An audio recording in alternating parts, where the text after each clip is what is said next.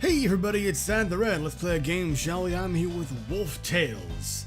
I originally was planning on doing a playthrough of this about a year ago. We even did a test recording of it, but never got around to it.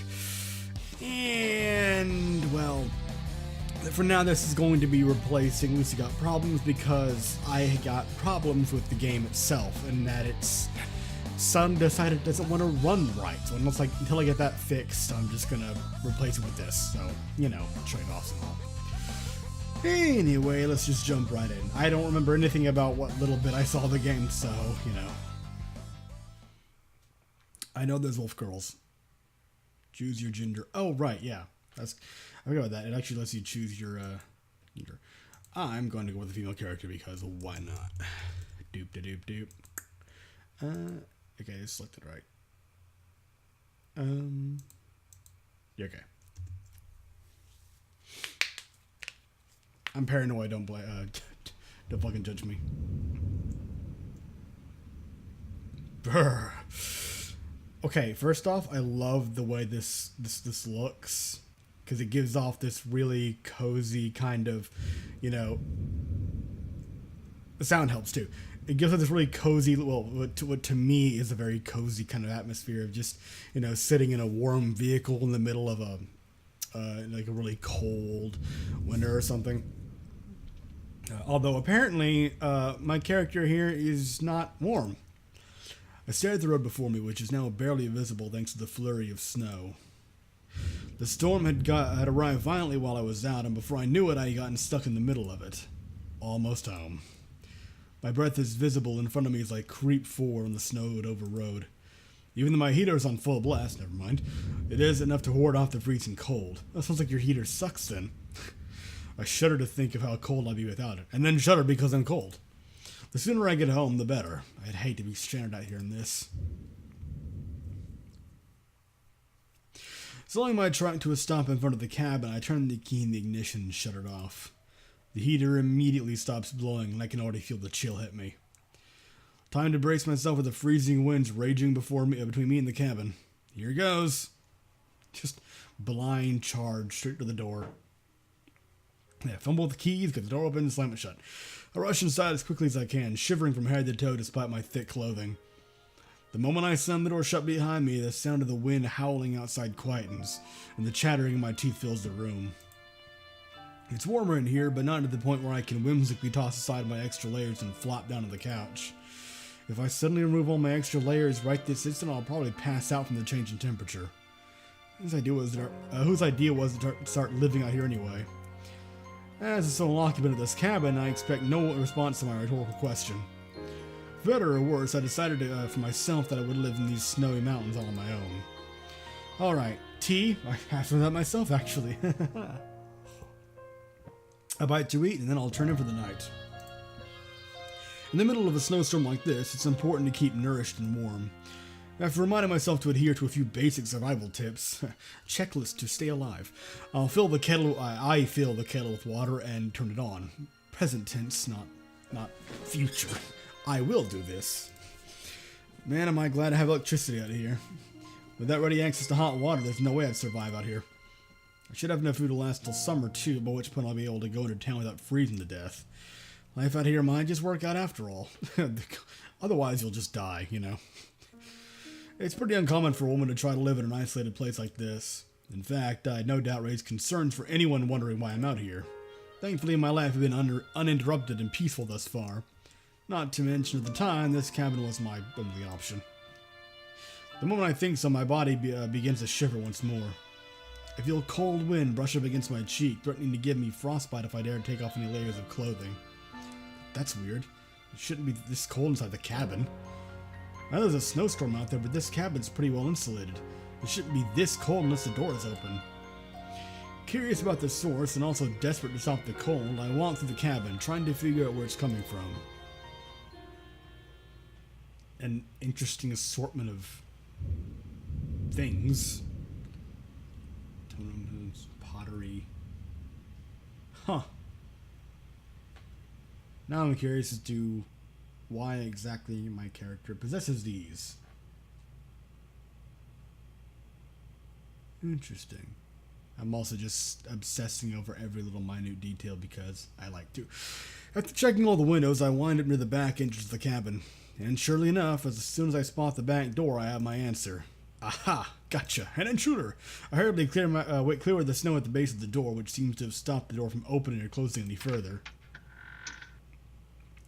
I then close the door and lock it, and move a few things in front of the door to prevent it from opening, even if the lock were to break. That ought to do it. How'd the door get open in the first place?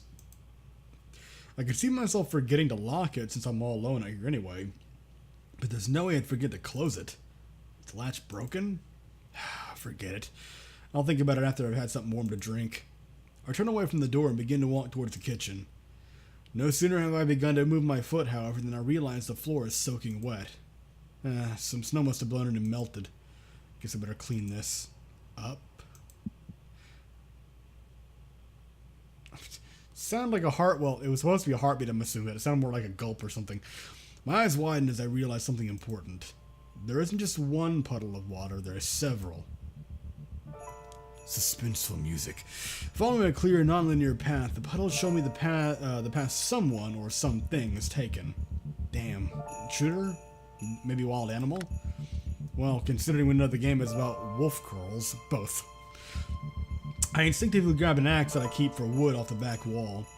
Sorry whoever you are, but a girl can't be too careful. We're a long way from medical help out here. Axe in hand, I head deeper into the storeroom, prepared to defend myself against the potentially dangerous person or animal that has wandered into my home. Again, it's both. I like the piano though, that's really pretty. And then it's just gone. God damn it, I was just starting to enjoy that.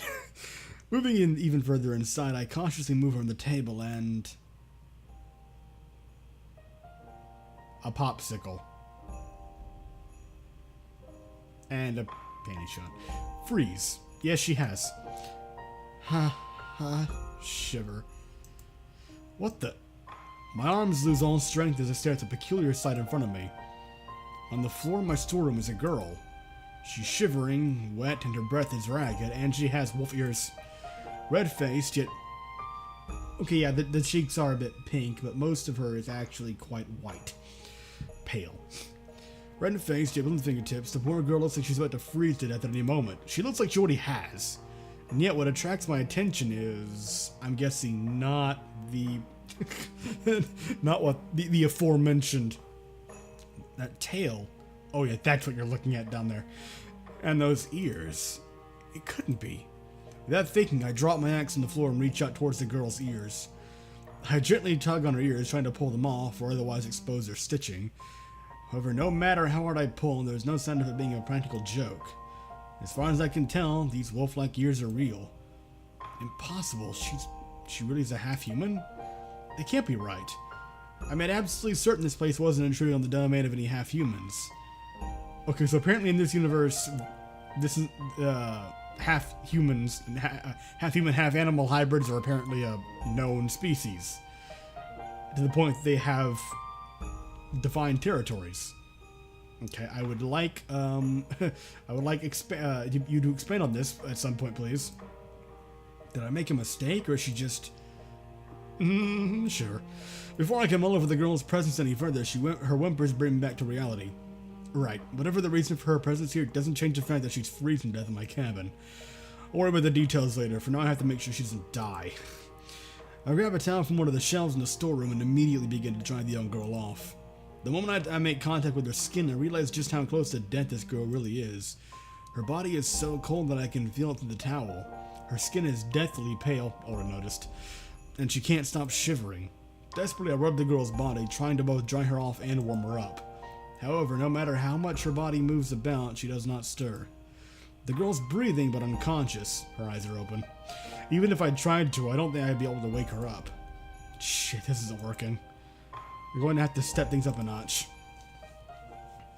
Find an actual source of heat. But again, not so much to give her put her into shock. Many hours pass by as the unconscious wolf girl continues to rest. Over time, her breathing gradually becomes less ragged and color returns to her skin.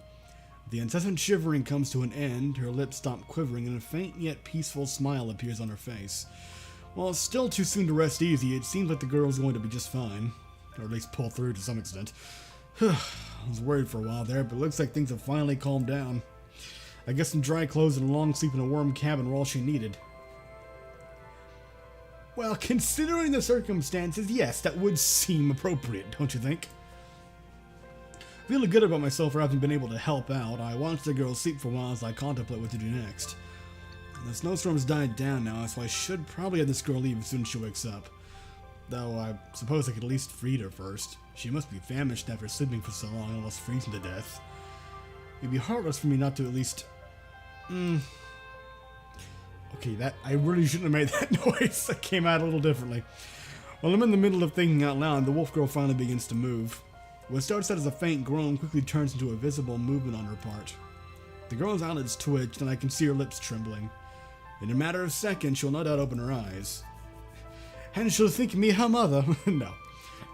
I was quite a... Oh, never mind. Okay, your hair actually is just dark. The girl's eyes open wide as she starts to gain her bearings. Her eyes dart around the room, trying to fill in the blanks of memory. Oh, yes, I remember now. I got caught up in the snowstorm, didn't I? I finally found shelter, but I thought my mind was just playing tricks on me as my body started to shut down. I don't think she's noticed me yet because she hasn't addressed me, so I appreciate the, the sudden soliloquy she's having over here. Am I really alive? Sure are, at least as far as I can tell. And I'm something of an expert on things being living. Ooh, ah! The girl jumps in front and she finally notices my presence. You are, this is... The girl tries to speak but fails to formulate a proper sentence. With that being the case, I decide to explain the situation to her, giving her time to calm down. I found you in my stone room, shivering and unconscious on the floor. Tried you off, brought you inside, but it was hard to tell if you were going to survive or not. Your fingertips had already started to turn blue by the time I found you, and your breathing was a complete mess. Listening to my calm explanation, the girl looks down at herself. She pinches her clothing, seemingly surprised at how clean and dry they are. My clothes? Did you... Yes, I stuck a peek. No, I avert my gaze. Yeah, I did. Your clothes were wet and you were at a risk of freezing to death. I couldn't just leave you like that. Just like me, the girl blushes and looks away. Wolf girl or not, she must surely be embarrassed. Oh, you think? To have had her body seen by a stranger, even if it's another girl. Rather than adopt an expression of anger, however... Thank you. Okay, good. That's common sense. In this situation, leaving you in cold, especially soaking in cold clothing, would have been far worse. Huh? The girl forces herself to look at me once more. With eyes filled with sincerity, she continues to speak. I'm a trespasser. I broke into your cabin and intruded into your home and dared to use your shelter as my own. Yet despite all of that, you went to such lengths for me. Oh, yeah, I guess you could look at it that way, or just as basic human decency. It really isn't that big of a deal, though. You were caught in the middle of a snowstorm. If I were in your situation, I would have broken in too. Besides, all I did was dry you off and clean your clothes. It's really nothing major. It is something major. If you hadn't taken pity on me, I would have... Before the girl can finish speaking, she's interrupted by the sound of the kettle whistling. Sounds like breakfast is ready. Excuse me for a moment. I'm fascinated by this picture of the bear running through water for some reason. I don't know why. I move away from the girl and head towards the kitchen. Once I set foot in front of the kettle, I grab an additional ceramic bowl for my guest, and she's now woken up. But breakfast? You mean to say that it's morning now? That's right, you were asleep for a solid 12 hours. After emptying 2 packets of instant noodles into one, oh yes, the breakfast of kings. Of instant noodles, one in each bowl, I pour in the boiling water. I then place the fork in each bowl and bring them back to the living room, careful not to let the water spill over the sides. Alright, here you go. Make sure to give it a few minutes to cook before you eat it. I set the bowl down on the table in front of the girl, and she stares at it quizzically. Eat this? Okay, I mean, it may not look like food, and I mean, even it might be edible, but I would still say that its its classification as food may still be questionable and open to debate. But it's better than nothing. What is this? Some kind of soup? Technically, kind of, yeah. They're instant noodles. All you need to do is put the noodles in a bowl, add hot water, then wait for a couple minutes. They're quick, easy, warm, and quite tasty. They're also loaded with sodium and... Just go watch Life of Boris's video on instant noodles, really. It's super entertaining. I begin to stir my noodles around with my fork as I speak. Watching me can food, the girl hesitantly picks up her fork, stares at it for a moment, and then mimics my action. Yeah, that's good. Just like that. Yeah, just like that. Stir those noodles. You've got to send them up a little so that the flavoring is distributed evenly. I mean, when I do it, all I why am I going on about this? The flavoring, it adds additional flavor to the otherwise bland noodles. Additional. It adds flavor. Otherwise, it would just taste like, like dried noodles. Have you ever eaten instant food before? The girl shakes her head. I'm familiar with many aspects of human culture, including some which our respective races do not share. Even so, instant food is an entirely new concept to me. Is that right? I stare at the girl in partial surprise. She responds with unexpected eloquence. Far from my mental image of half-humans being savages, this girl seems to be more human than wolf. She has wolf ears and a tail. So yes, I would say that she does appear, at least on the outside, to be more human than wolf. What do you know? Oh my goodness, I just realized something. I've been praying in your kindness, yet I haven't even given my name or asked for yours. Well, thankfully the game provided your name beforehand, Mirari. Ah, yeah, guess you're right. Doesn't really matter though. It's not like you'll be staying. I am Mirari. Oh, you're adorable. My pack resides on the other side of this mountain. I was away from the pack when the snowstorm hit, and I wound up being able to return to them. Thank you again for taking care of me. Speaking almost too quickly for me to understand her, Mirari introduces herself in a panic. She takes a few quick breaths immediately afterwards, then begins to calm down once again. Pleased to meet you, Mirari. My name's Addison. I've been living in this cabin by myself for... Addison. Yes? Addison. Addison. Okay, that ought to do it. Do what exactly? Oh, my apologies. I didn't mean to interrupt. Human names all sound so strange to me. If I don't repeat them out loud, they're too difficult to remember. Oh, I see. Anyway, Mirari. Yes, Addison? I think it's ready now. Huh? I glance at her food. The noodles have begun to expand after absorbing some of the water, and the steam rising from the bowls has lessened considerably. If you're going to eat our fill, now's the time. Oh, yes, of course. Mirari picks up her fork and takes another look at the bowl. She raises her fork out of the bowl and licks the water off it as though she was trying to eat the soup with a fork. You're clearly not Ysgramor. After watching Mirari do this a couple times, I interrupt her. You can drink the water last after you've eaten all the noodles. Just watch me and do what I do. Under Mirari's watchful gaze, I pick up my fork. After pushing into a clump of noodles and turning the fork a few times, I raise my fork to my mouth. I take a big mouthful and happily begin to chew the warm, filling noodles. I see. The food is submerged and the water is too hot to touch, so you use a tool to bring the food to your mouth. Pretty much. Now, why don't you give it a try? Me? Of course, that's why you're watching me, remember? Don't worry, it's dead simple. Just get some noodles into the fork and bring it to your mouth. You know, eat. Okay. I'll give it a try. I say that a bit callously, as if, you know, well, okay, she seems to not really understand the mechanism of the fork apart from just seeing it now, so she clearly isn't familiar with it. So why am I... My head is all just... I mean, I'm an idiot to begin with. My head just feels weird today, so... Mirari nervously picks up her fork once more. Mimicking my actions to the best of her ability, Mirari clumsily scoops up a large number of noodles. She then raises her utensil, at which point most of the noodles slip off her fork and fall back into the bowl beneath. Luckily for Mirari, however, a couple of noodles manage to hang on to the utensil, and after quickly examining the foreign food one more time, Mirari hesitantly places them in her mouth. Is it good? This is delicious! It's absolutely amazing! How could something this tasty be cooked in such a short period of time? Oh. She doesn't know how to use a fork? What? Okay. No. You're just hungry. You're exaggerating. No, really, it's just instant noodles. You're exaggerating. I like instant noodles as much as the next person, but at this point, I'm pretty sure you're hungry enough that even the stale bread would taste good. Also, go watch Life of Boris's video on dried bread. activity video in here. I didn't even do that at all. Why am I doing this? I wouldn't have to fuck my shit. Anything tastes good when you're hungry, you know. Okay, not, well, sure. The moment I finish speaking, a faint grumbling emanates from Mari's stomach. Her face is tinged red as she looks down, silently regretting the unfortunate timing of her body's honesty. Despite her embarrassment, Mari picks up her fork once more and continues to eat. See what I'm talking about? Anyway, it's perfectly normal to become ravenous out here. Your body burns a lot of calories warming itself up when you're out in the cold. After surviving that snowstorm and sleeping for so long, I'd be surprised if you weren't hungry. Just as Mariah is about to bring her fork to her mouth once more, she suddenly stops. Ah, the snowstorm. I hope she's alright. She? No, it's nothing.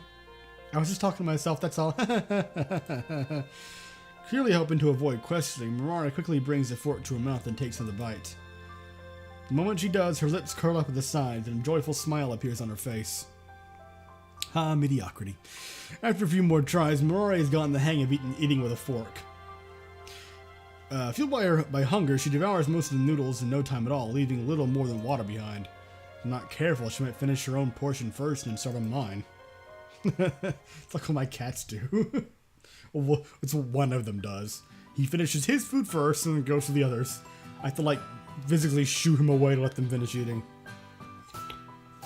Oh.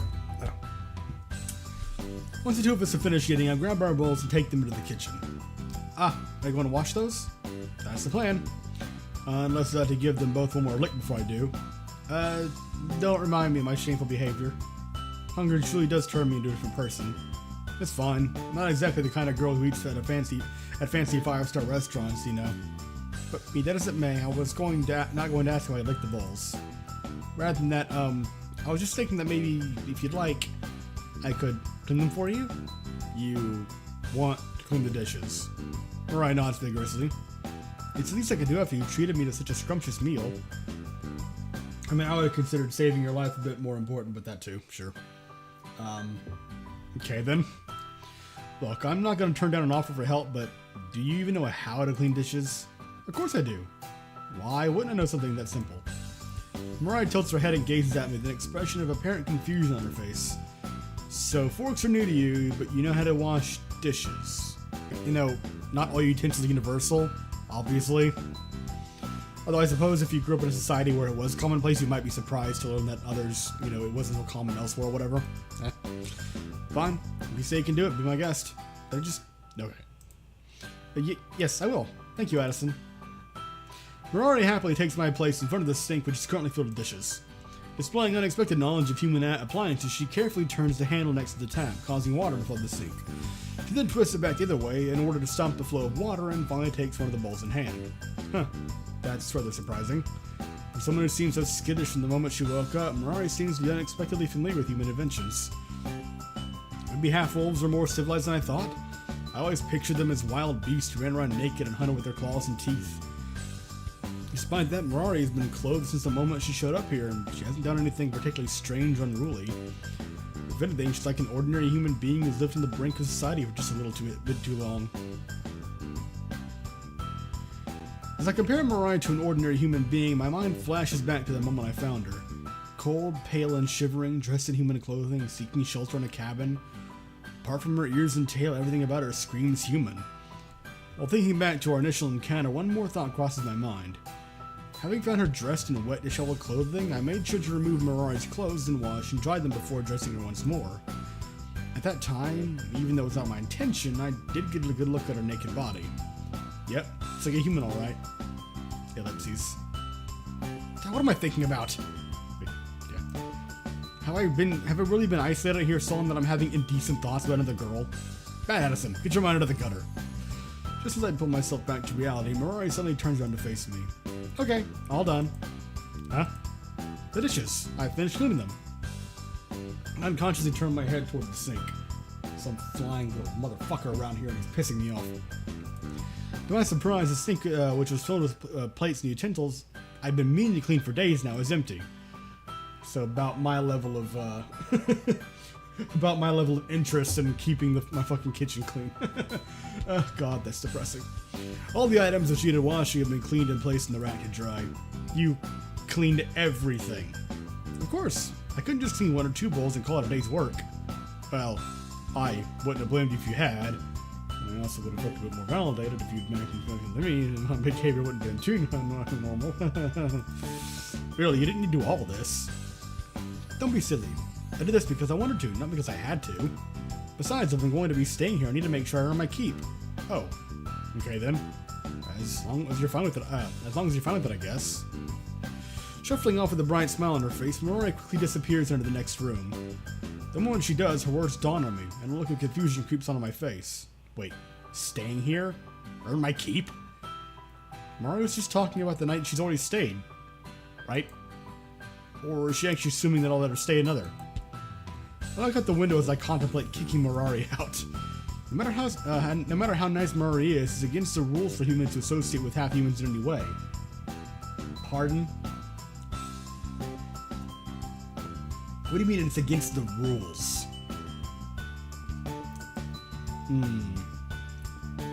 So is there just some general racist bullshit going on here, or what?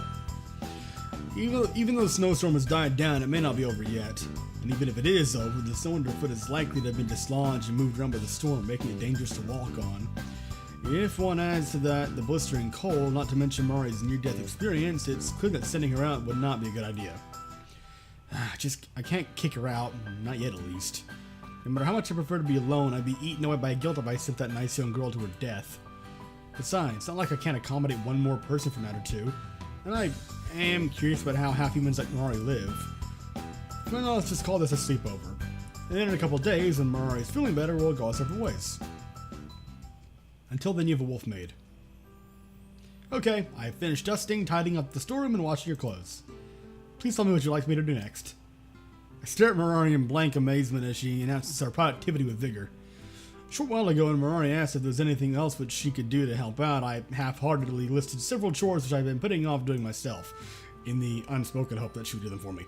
To my surprise, Marari seems to have completed all of the tasks I offered to her, far more quickly than I would have. You're already done. Well, she might not yet be done showing you up. Yep, I have managed to get the bloodstains out of your yellow blouse. Seriously? I've been trying to get those out for months. How are you so good at this, Marari? I don't think I've ever known a human being half as prompt or hardworking as you are. You're praising me too much. I'm really not anything special. Don't say you're so short, Marari. Not many people could walk straight into the home of another race and not do them like this. That's only because I'm used to this kind of work. This is really nothing new to me. I raised an eyebrow at Marari's odd response. Inquire further in the matter. God damn it. On the one hand, this might be pressing too much too soon. I mean, I